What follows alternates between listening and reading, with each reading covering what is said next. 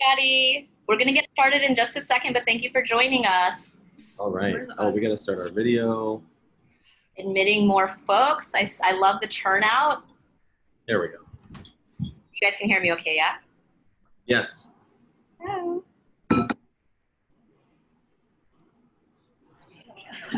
I want Dr. Lou join us. She should be on in just a minute. There's a lot of people. Hello. Hi, everybody. Thanks for coming.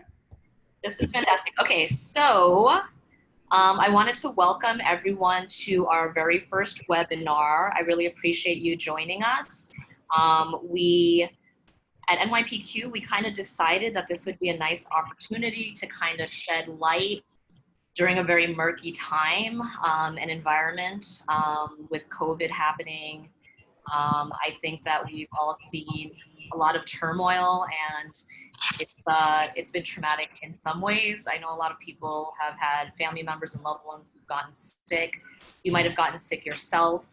And there's been a lot of upheaval as far as this application season goes. A lot of it we're just kind of trying to roll with the punches, which thankfully I think in emergency medicine we're kind of used to that. I think that our personalities are inclined towards being resourceful and making the best out of a tricky situation. So the format of this webinar, I'll do introductions, and then we wanted to talk about some hot topics for you guys out there, students joining us. And then I'll open it up for Q&A. When you want to submit a question for us to address, if you could just put it in the chat box, but if you can send it just privately to me, I think that would be the best way to proceed with this. If I don't get to your question, I'm so sorry. We have about an hour, and I'm restricted as far as time goes, so I'm going to try to get to as many of the questions as possible. But feel free to ask. You know, there's no stupid or bad questions. We'll try our best to answer them and provide some insights. So I wanted to introduce. Just a minute. I wanted to introduce our panel for today, and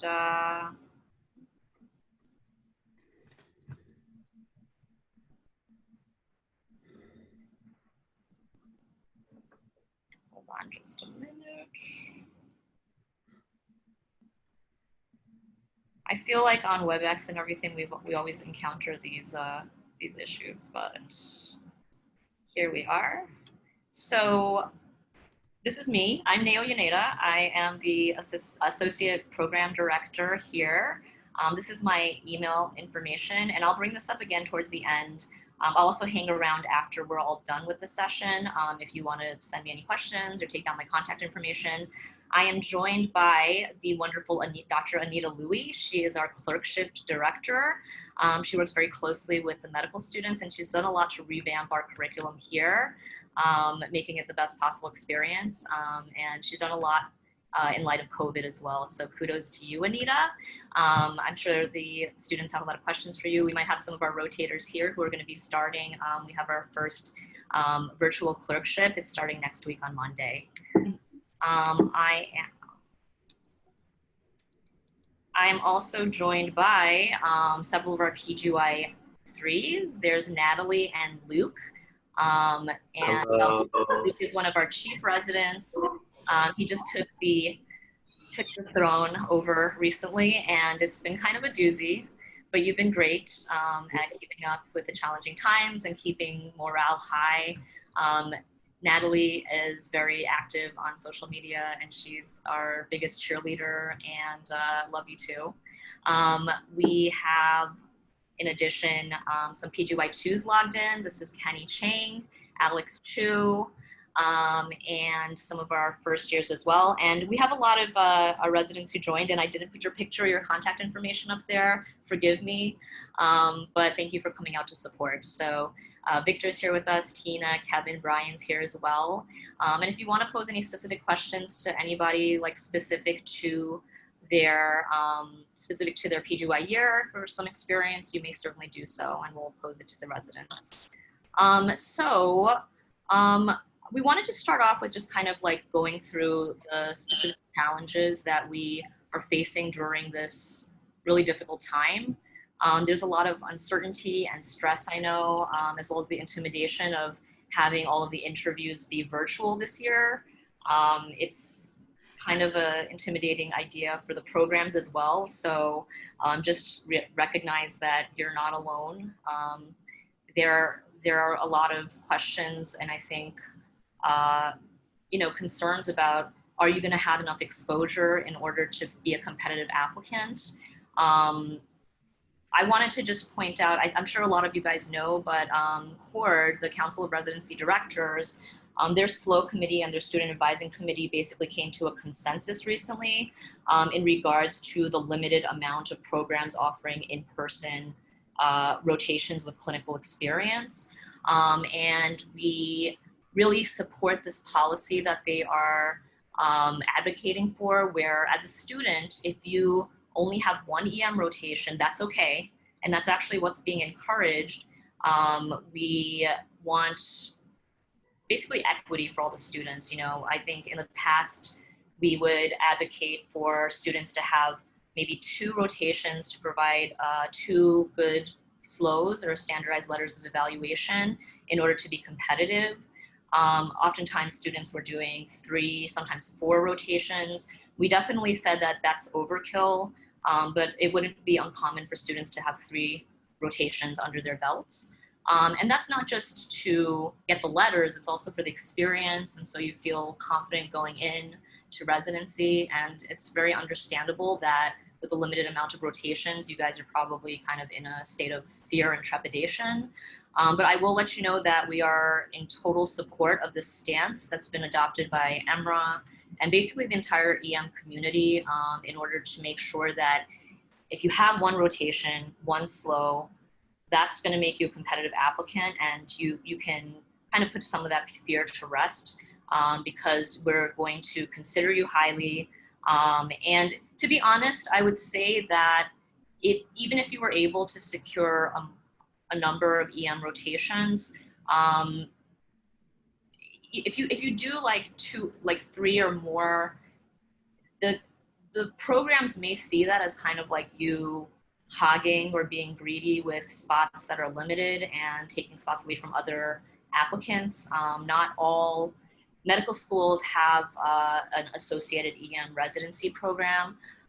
So we definitely want to encourage you to just do that one rotation, really give it your heart, give it your all, and get a great glowing letter. Yeah. Dr. Louie, did you want to speak to that at all? Yeah, so I think that this is uncharted waters for all of us. It is not only from the student standpoint, but as a residency leadership. We are all kind of figuring this out all together. So I wanted to just first and foremost say that it's going to be okay. Like, I know there's a lot of anxiety, and there's a lot of uncertainty. And from our leadership standpoint, that uncertainty is shared. We are all in this together. We all are just kind of rolling with the punches. This is the cards that we were dealt, and this is what we got to play with, And so first and foremost, we are just want to make sure that everyone here understands that it's going to be okay. And we're going to keep stressing that because I think it's an important point. If I was in your shoes, I would be nervous as well, but we're here for you. I will say, if you come from a school where you don't have an EM program, how are you going to go about getting your rotations? I think that using your student advisor would be a good resource. Reaching out to programs to see where you might be able to rotate in person, and definitely seek out the virtual experiences. I'm gonna ask Dr. Louie to speak a little bit about our virtual rotation. And I think it's a fantastic experience. So she's gonna give you a little bit of information about it and how to apply. Yes, hi. So I actually see a lot of the names that I've already accepted to it. So we are having a virtual rotation that is involving a lot of different aspects of emergency medicine, or at least in a rotation size, right? So I know that while you cannot physically speak to a patient or physically do an assessment of a patient, a lot of this virtual rotation that we have here at Neuropresbyterian Queens will be case-based learning. So a case discussion. A patient presents with abdominal pain. What do you want to do? What do you want to ask? And it's a lot of a discussion. In addition to case-based discussion, we will be having lectures that are going to be assessing kind of medical knowledge and also spreading medical knowledge, right? So things that, how do we translate what we learned into the textbook into clinical practice? And that'll be a lot of lectures given by core faculty members, by residents as well, who are all eager to teach.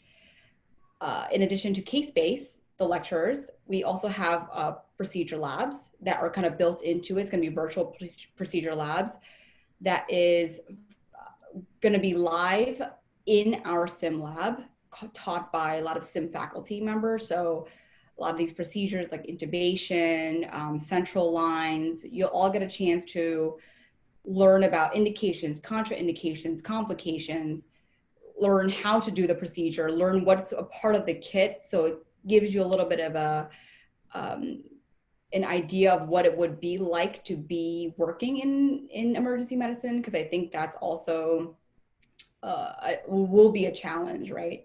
Not being able to physically be in the hospitals doing procedures in person. So we said case-based learning, we talked about lectures, we talked about procedure lab. There is going to be also the Wednesday conferences that you'll be a part of as well. You'll be joining in virtually every Wednesday, just as you would if you were a resident here and you're Presbyterian Queens, just with the residents, which is going to be a lot of small group format. Small group format meaning we have different groups, and then you start off with one group and you rotate through the different sections. So sometimes we'll do a journal club. Sometimes one group will be a case of the week, radiology review, EKG review, and there'll be a lot of broad topics that will cover all aspects of emergency medicine, all topics of emergency medicine. The rotation then kind of ends with a presentation where we get to hear from you, something that you want to teach the group, because, you know, emergency medicine is always evolving, and we want to hear from you. We want to be able to see how involved you can be as much as possible through this virtual clerkship, right?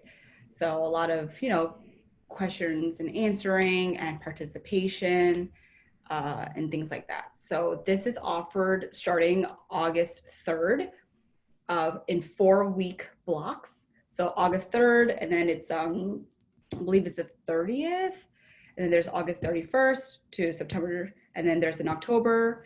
And I think we're only really going to be doing up until the end of November. So I'm going to show you a little bit of what a example of kind of what the days are going to look like.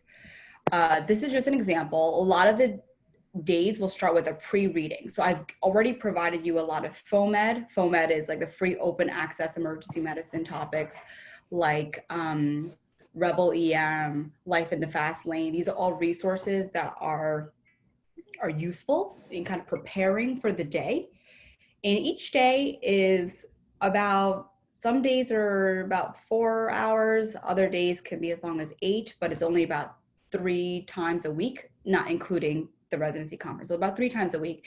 And just for example, talk about the Monday, the first day, right? So we're going to talk about approach to emergency airway management. And that will be more lecture style plus demonstration. If you can look at the orange really means like hands-on teaching. And then if you go into Tuesday, you can see in green, we have what we call foundation. So ALIUM, which is Academic Life and Emergency Medicine, is a really good resource, and foundation is a really good resource that's been provided. And it kind of really helps kind of break up some of the monotony. We'll go a little bit of lectures plus procedures, case-based discussion plus lectures plus procedure. And each day is going to be a little bit different, and there are going to be different topics. So we talked about shock on Tuesday. We'll talk about hyperglycemia on Thursday. We'll talk about bradycardia on Monday the 10th. We'll talk about hypoxia and radiology reading on Tuesday the 11th. So it has a variety of topics, and it'll be very active. You'll learn from different faculty and residents. All of these lectures are going to be taught by, the core faculty here. And so this is kind of an example of the schedule that I have for the upcoming block for those who are registered for that. It's not too late. We are accepting students on a rolling basis. So you have until a week before the rotation starts to sign up, and I will be accepting up until a week before the start of the rotation. So we still have spots left for the upcoming months. We are kind of capping it at around 10 students. So I still have some spots left. So I totally encourage, if this is something that you're interested in, learning more about it and just learning more about us, getting a chance to meet us, faculty, residents. I encourage you guys all to sign up. And if you've already signed up and registered, then awesome. And if I accepted you, I'll see you guys soon. I was excited to sign up for some sessions also. So if you're one of our students, we'll have some time to get to know each other. And I think it's a really innovative curriculum. A lot of the other programs have designed curriculums themselves also. I think that we hit a lot of high points, and we're hoping that it is engaging and fun. And even if it's kind of like this initially an unnatural, very foreign, like virtual format, I think we will have the opportunity to get to know you guys, and you can still really showcase your strengths and shine regardless. I just wanted to mention that since COVID, basically since March to June, we've been doing, we did all of our Wednesday didactic conferences on WebEx, another virtual format. And although at first it was challenging, I think that people really kind of grew to love it. And I even had some residents who had requested if we can keep the virtual format. I think that they kind of liked rolling out of bed and putting on clothes, top, sometimes bottoms, and being able to have their coffee and enjoy conference from the security of their own home. But we still had fun, and we figured out all of the nuances, and most of them, still sometimes some tech issues, but I think that it's become streamlined, and it's almost like we talk about the new normal with society. It's almost the new normal here also, and it's enjoyable. I think it's still pretty great. It's no longer like a lesser form of teaching and educating.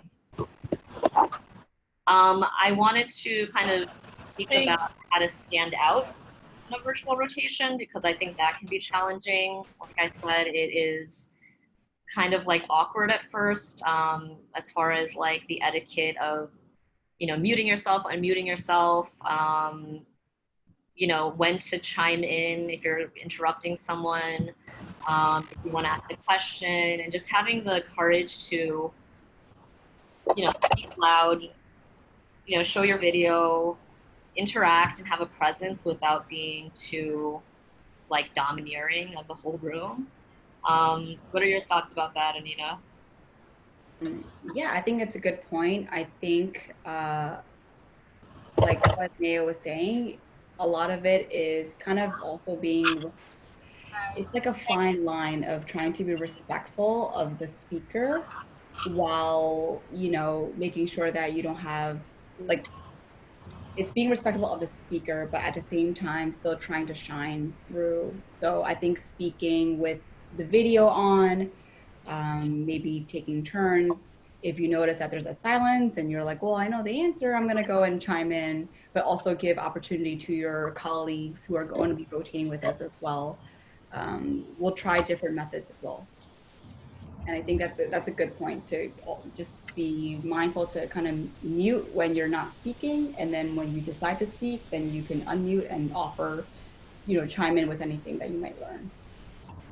I think that even with my residents during conference, I could definitely see who was motivated and enthusiastic and thoughtful and considerate. I can see all of these qualities regardless. I feel like it doesn't have to be like face to face in person. These qualities still shine through, and I feel like you can definitely get to know people. So it's a nice medium, I would say, that we've utilized well.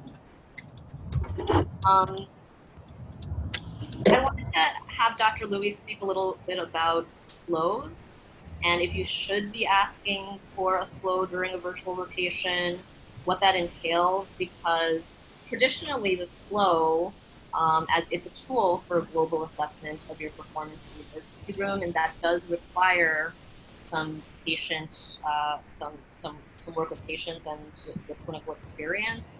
That's traditionally what it's um, been utilized to date.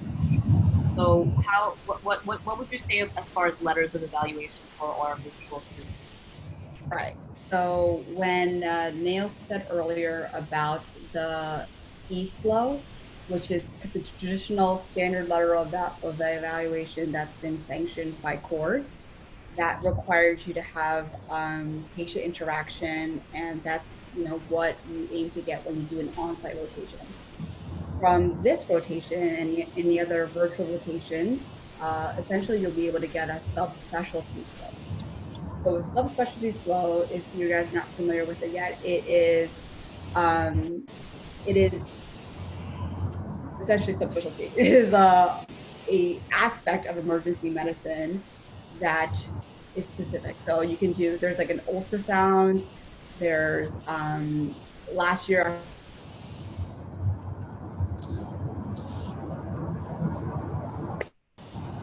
I think we're trying to be anyway. So the subspecialty flow for this rotation will be virtual.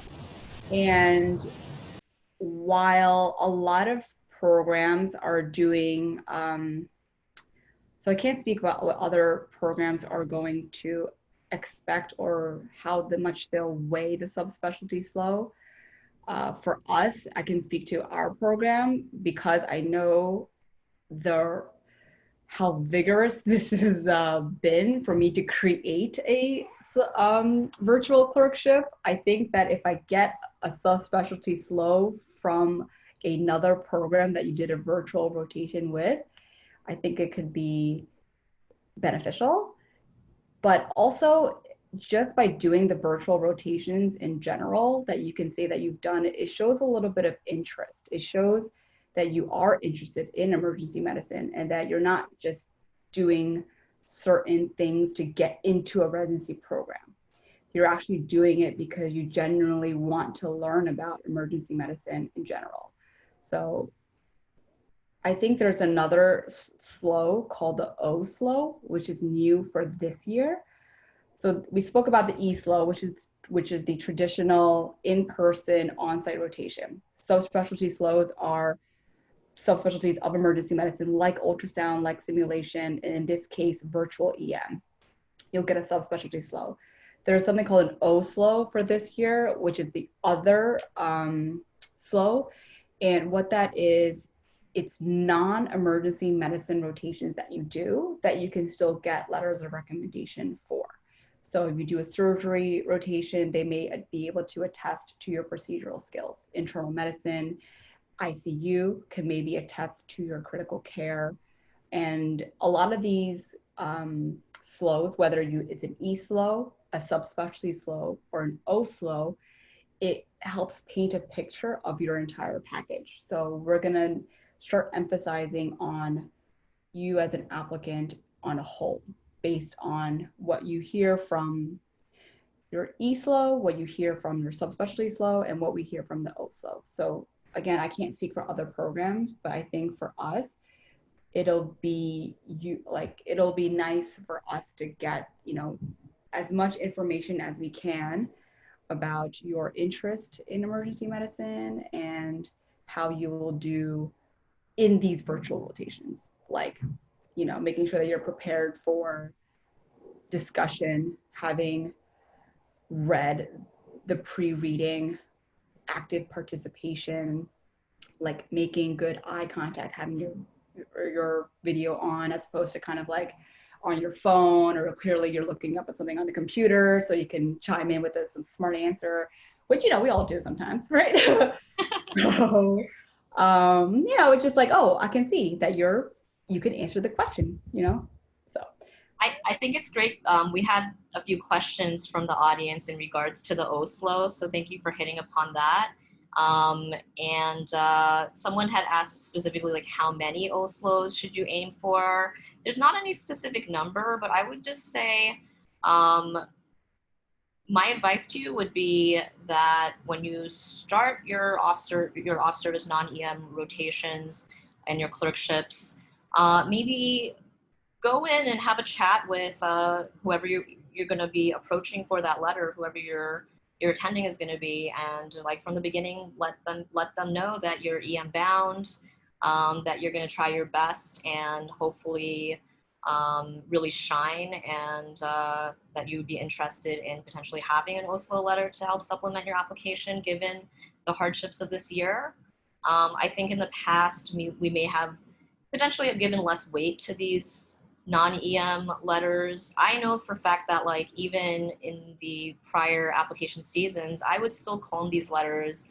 I'm very diligent in, like, really getting into your application and seeing what other people had to say, because I don't discount them just for not being EM doctors. I feel like it's a great way to really showcase your strengths, and so much of those qualities are relevant in all forms of medicine. So this year in particular, it's going to really be important. So I would say try to get a number of them, like a few of them, and we're definitely going to be putting a lot of emphasis on what they write too. So try to make a great impression and get your glowing OSLO. I think that, you know, even in the past, most of you guys are earnest and you're trying hard, not just to get into your dream residency, but because you care and you love your patients. And just let that be known and make sure that they know that you're interested in EM and that you're going to be applying. And I think that that if you approach them in the beginning and you do so in a like polite, professional manner, that will be well received. There was another question about etiquette on like a virtual rotation, as far as like how should you dress, how should you act, and I feel like a lot of the same, you know, common sense and the same like just general like platitudes and stuff would apply to if you were like in person. So you want to dress professionally. You probably don't want to be like reclining on a couch or like in bed, which I've had some residents who attended conference supine. And I think you just want to put your best foot forward and just be professional. That would be my response to that. I think that we can probably go through some of the questions. Thank you for submitting your questions. Someone wanted to find out how we feel specifically about Caribbean medical students and foreign grads. You know, we really just want the best residents, the best fit for our program. So we definitely do, you know, review your application. And I know that it can be challenging coming from a foreign school or from the Caribbean, as far as, you know, qualms about am I as competitive as an American grad or a mainland grad. And we really look to your extracurriculars, your scholarly activity, your research, and your interests. And so we definitely will consider you guys highly as well. So don't feel hesitant about applying. You know, EM is becoming more and more competitive with every year. I'm sure that will be the case this year as well. We get more applications. So unfortunately, we do have to have some certain parameters to screen our applicants, but we definitely will review your application. So send it our way. Someone wanted to ask if you're unable to do a 4-week rotation, are there any other opportunities to get some face time in with NYPQ before the interview season?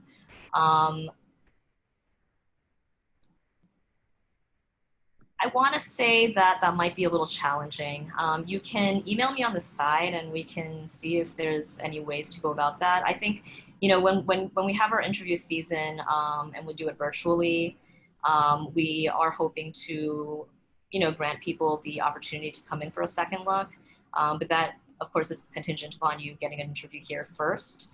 It is tricky as far as the bureaucracy and red tape go to have applicants come in prior to to being vetted and an actual applicant that we have accepted for an interview. So that might be a little bit tricky, but you can email me on the side and let me know what your interest is, and we can, try to troubleshoot that for you if you're unable to rotate with us. I would encourage you to try. I know that maybe you'll change your mind after this webinar, I hope.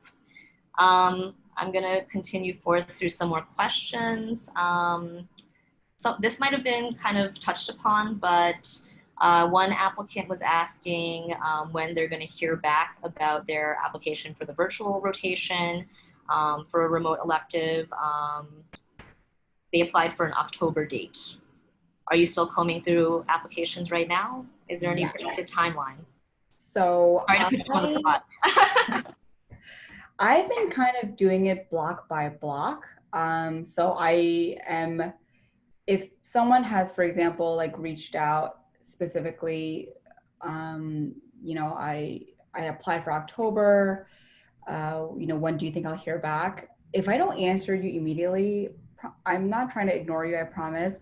I've just kind of been trying to do it block by block. So as you can see, I kind of put in a lot of work to cater each specific block to, my clinical schedule. I'm not gonna lie to you, right? So I gotta work clinically too. So I kind of been plugging in where I can kind of see fit. So I'm doing it block by block. So I've just kind of done the August block. I will start doing September, and then I'll probably do October when it's in September. So probably I start working on things a month before the start date of the actual rotation.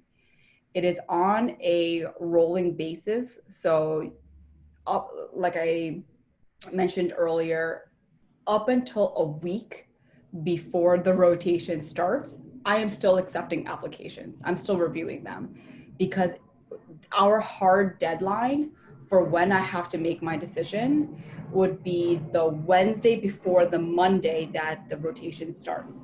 So my deadline for August 3rd, Monday, which is the first of the virtual rotation, has closed today, Wednesday at 12 p.m. So up until a week starts before, I can still accept students, and it'll be probably month by month. So I've just done in July, I've just done the August. So the August, I'm going to work on the September ones, and the Septembers, I'll work on the October ones. So I'm not ignoring you guys, I promise. I will review all the applications. I see everything through VSAS. And it sorts it by block. So I'll see the October ones on top, I'll see the August ones on top. So I'm going to be reviewing the August ones first. And on VSAS, you also get to preferentially put down, for example, I prefer to do the October date. Number 2 will be a September date. And I try to honor when you want to do it. More or less, you'll get your first or second choice before, your third or fourth choice. We are very cognizant that time is of the essence for you guys, and you have to move things around within your schedule and other rotations. We're super cognizant of that, so we work as fast as we can. I think we're pretty efficient. That's true of the slows also. I feel like you always get the slows out so quickly. I know applicants rather, sometimes wait for a while, and they're biting their nails trying to wait for their slow to get uploaded. Anita's been really quite amazing. The time that she dedicates to that is above and beyond. But I don't want you to get an onslaught of emails, but I would say it's probably okay to reach out to her with a little nudge, or just to ask where you are. I don't think she'll mind that. Just don't keep emailing over and over. So hopefully that answers that question. Someone was asking about prerequisite requirements for their application on VSAS. especially being that a lot of the clerkships had to be either rescheduled or fully canceled. And we know the struggles that lie there also. So I would say make sure you speak to your student advisor and your dean just so that they can reflect that in your dean's letter and make arrangements so that it doesn't hinder your application coming through. Let me see what else we have here. One audience member wanted to find out if we get additional subspecialty SLOs or OSLOs after the October 21st download date, will you be able to see it and consider it prior to interviews being given out? And you can continuously upload as you get your OSLOs, your other SLOs. And if you I have seen applicants in the past, once you upload something and you want us to recognize that, you can also shoot us an email. You can get in touch with our program coordinator. Her contact information is on our website, or you can contact me directly and we'll make note of it so that we have the whole package for you. There's a question about, for those whose schedules may not permit joining the entire 4-week rotation, but are still interested, can students still join in on the Wednesday didactics? So this is a question as far as like experience on our conference. And so now we have conference in person again. We wear masks and we try to be careful, but we are meeting in person. We do have a virtual WebEx every Wednesday. So if you are interested in checking out conference and joining us, you're more than welcome. It's how it stands right now, like you're gonna be on like an iPad or a computer and kind of like marched around if we have small group sessions, but it's kind of fun. Feel free to contact me and I can hook you up with the link, and definitely join us if you're able to and if your clinical schedules will permit.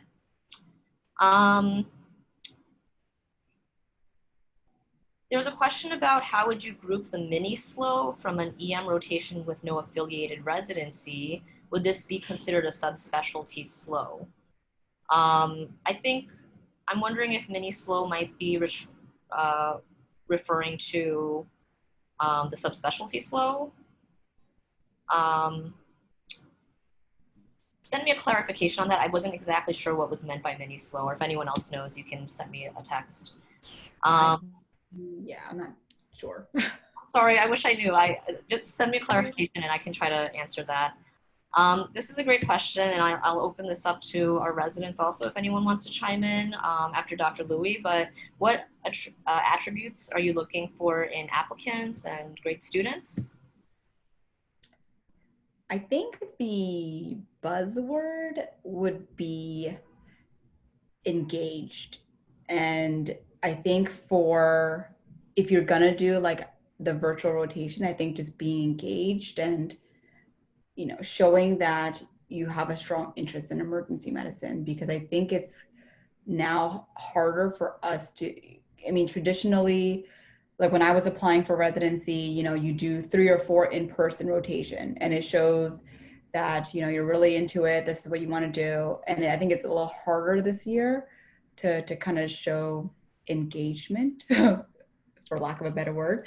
But, you know, you can show that in other ways. It could be through research in emergency medicine. It could be doing volunteer work or outreach programs, community service, something that kind of really shows us that you really want to do emergency medicine. You know, I think it's harder for you as well, just knowing that you want to do emergency medicine without having to do emergency medicine, right? So it's like a double-edged sword, right? I want to show that I'm interested in emergency medicine, but there's that much emergency medicine that I can do because I can't be in an ER right now. So it's tricky. So, but like there's other ways of doing it, you know, research or community service, volunteer work, things like that. So.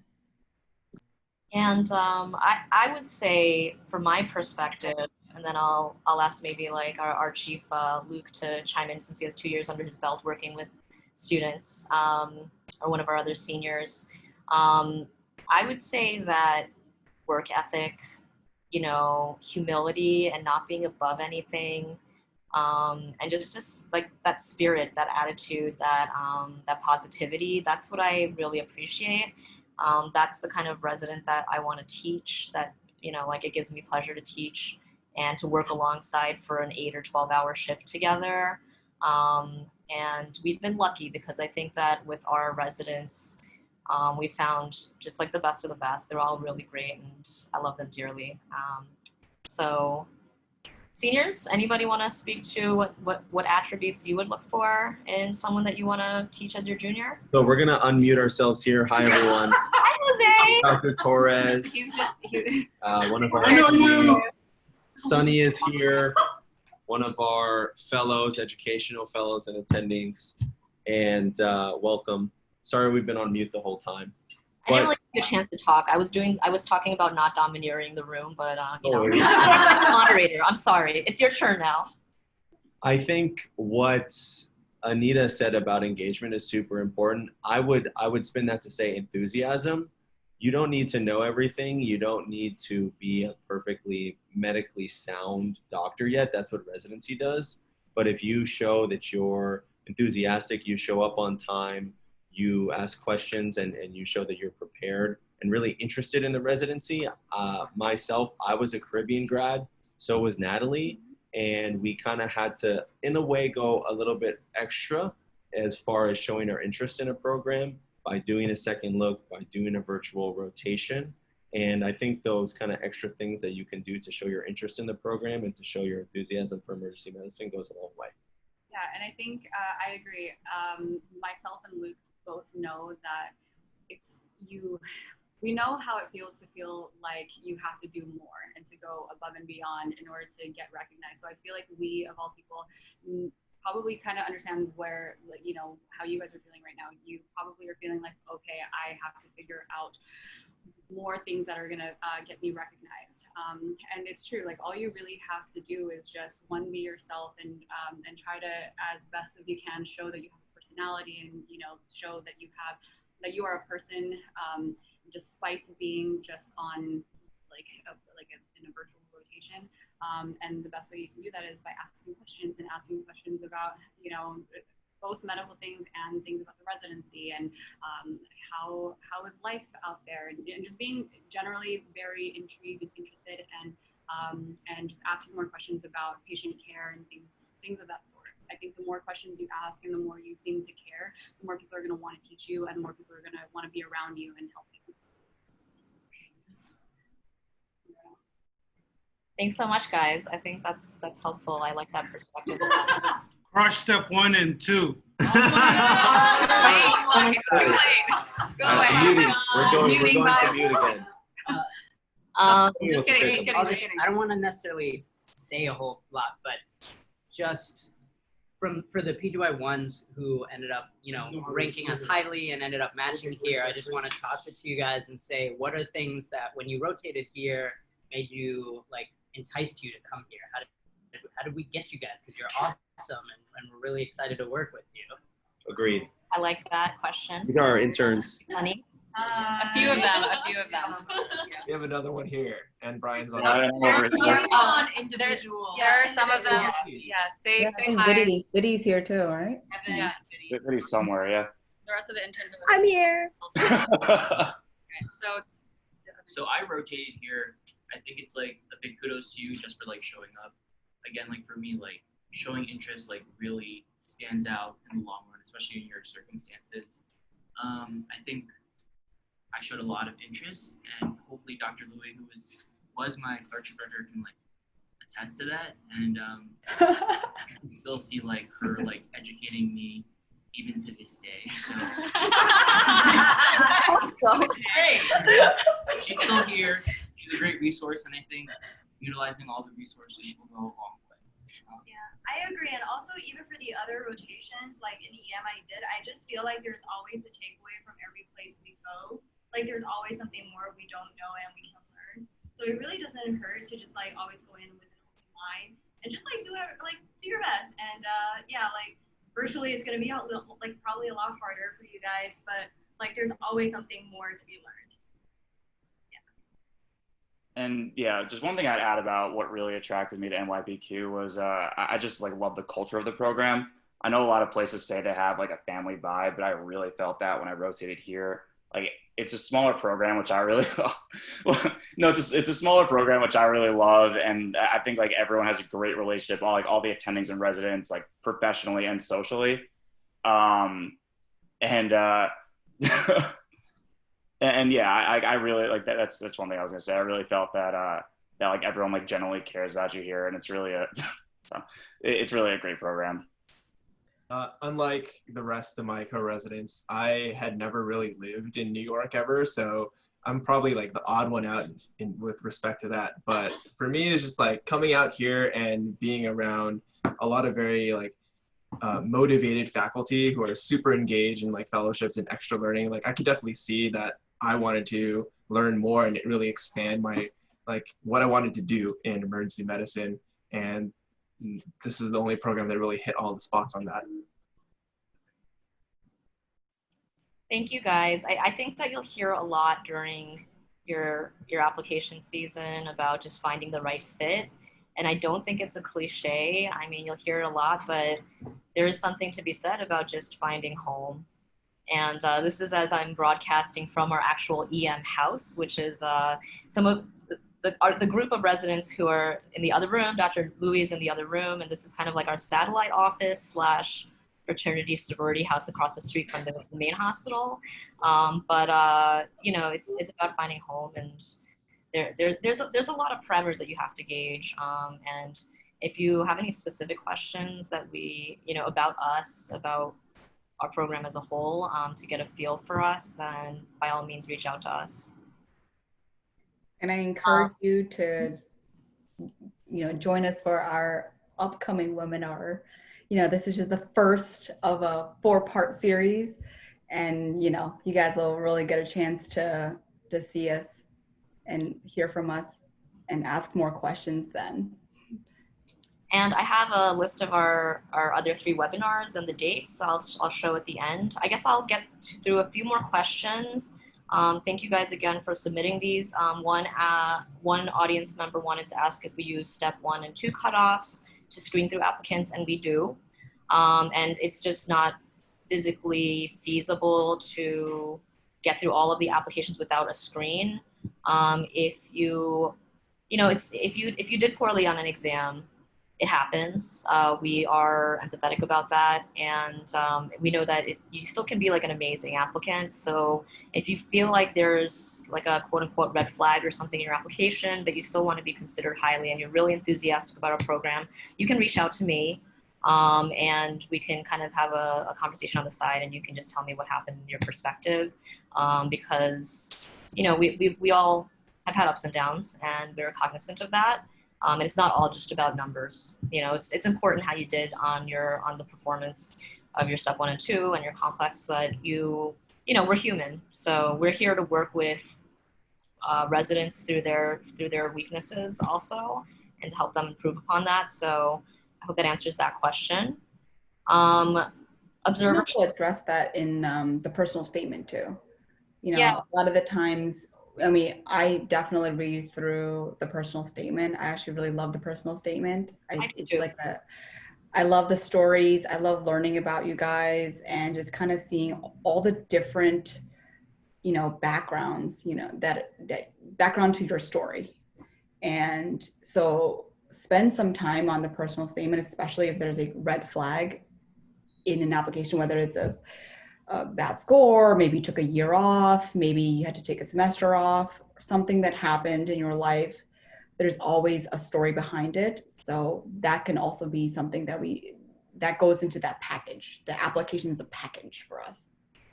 I think that's great advice. And although I do know that some faculty members, their perspective on the statement is just, make sure it's not weird. Sure that there's grammatical errors, and just be like a person. But I actually love reading them as well. I think it shows so much about an individual, and I think that it would be to your benefit to just touch upon what happened if there's something that you want to explain, without making your entire statement about doing poorly on a test and don't make excuses. Just explain what happened and how you grew from it. I think that actually will show how strong you are. And I love reading them. I actually do read them too. I don't know if that's corny, but so be it. Someone asked about observerships. Unfortunately, we do not offer observerships, and this season it's just going to be our virtual rotation. Another audience member wanted to find out if they could maybe audit a session of the virtual rotation prior to their scheduled rotation. And I would say reach out to Dr. Louie. Would that be something they could consider? Yeah, Everything's remote anyway. Yeah, that'd be something. If you're interested, you can reach out if you didn't hear from me or anything like that. That you can just sit in for like one day that you have off without getting a full credit for it, or whatever.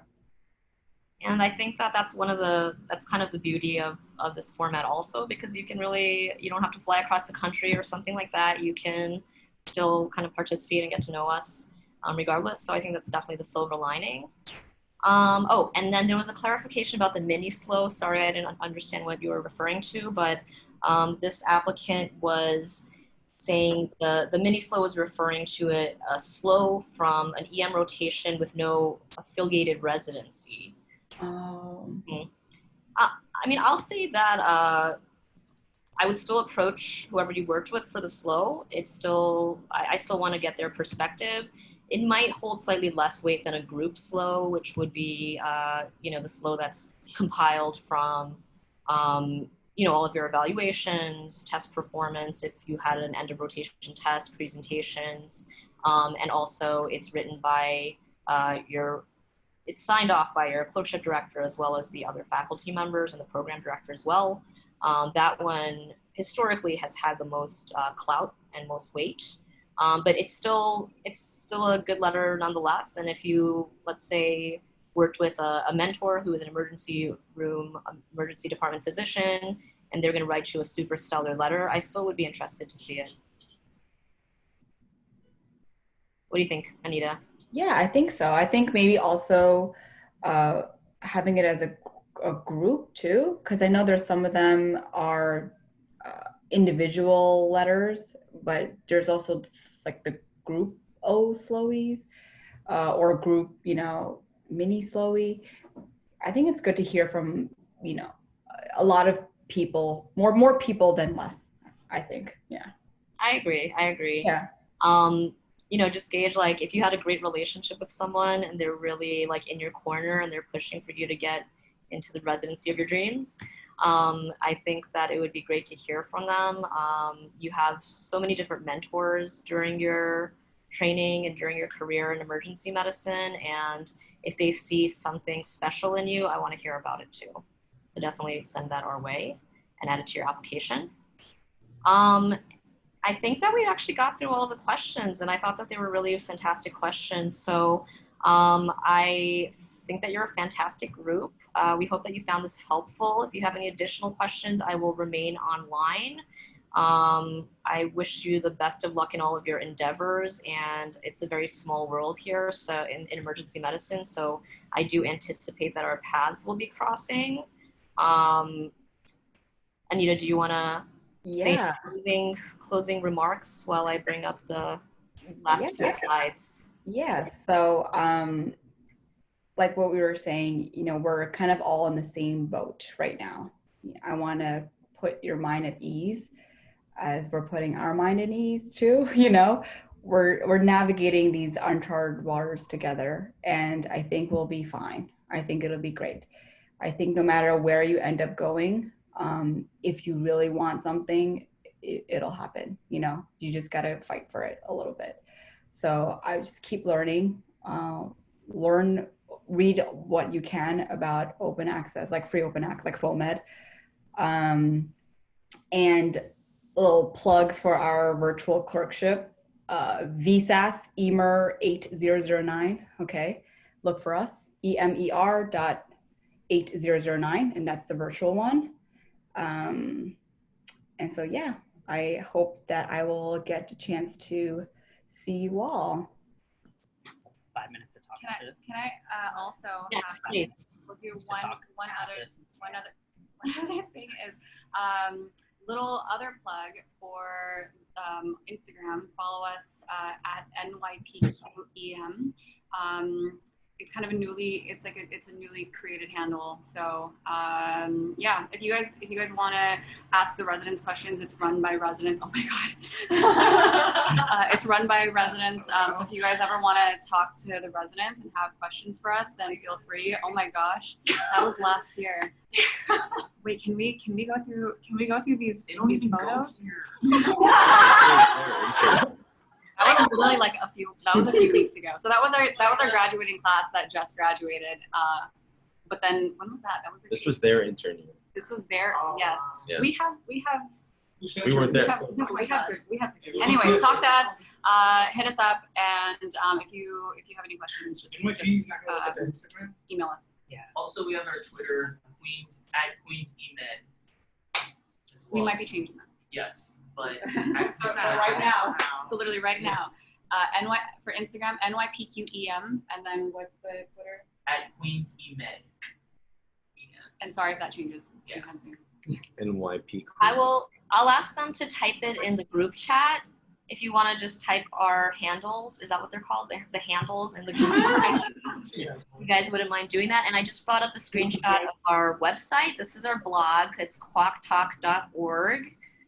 Quack was the last name of a resident who was very dear to us, who died during his residency training here. He's an inspiration to all of us, but we named our blog after him, and there's a lot of amazing educational pearls that he would definitely approve of and love reading about. So check it out. It also has the icons for our Instagram and our Twitter, and this gentleman who's being picked up by the residents here is actually our program director, Dr.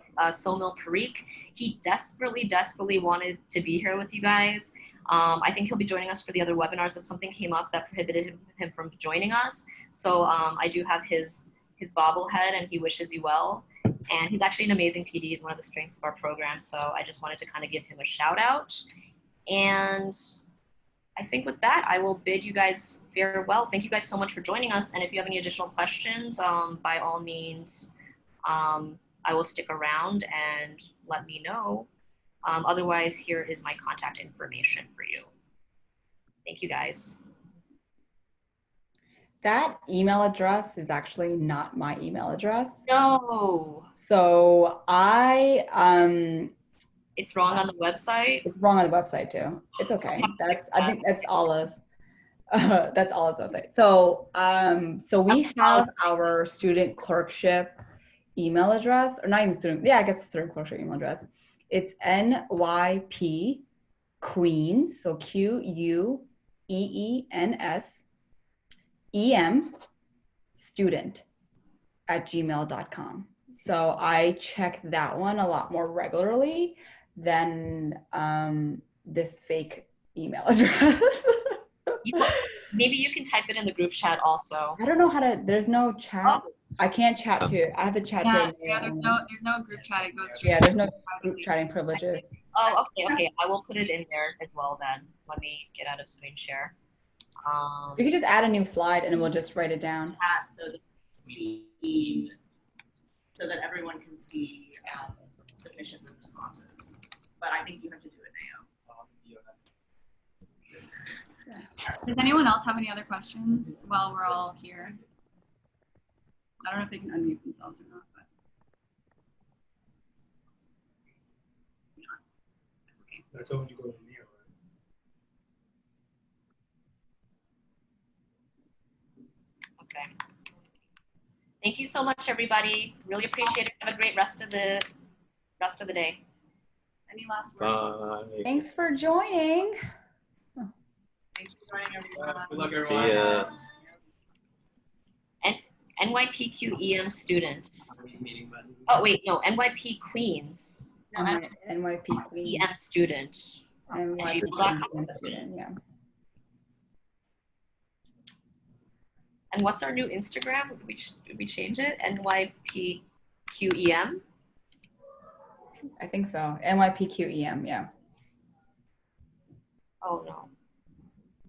It keeps defaulting to, I'm just sending it to like one person. Yeah. Oh, you got it up there. It's okay.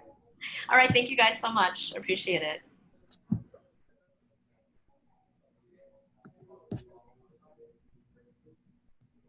Oh, such nice comments.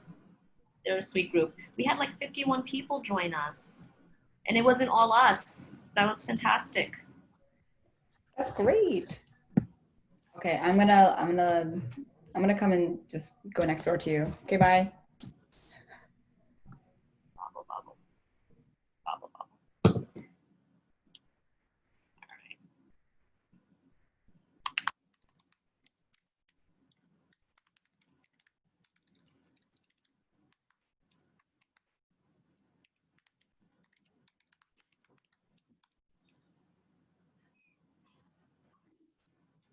I am responding to a few more folks here.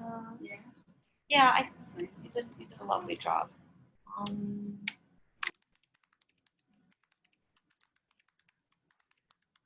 Good job. Yeah, for just a minute. Yes.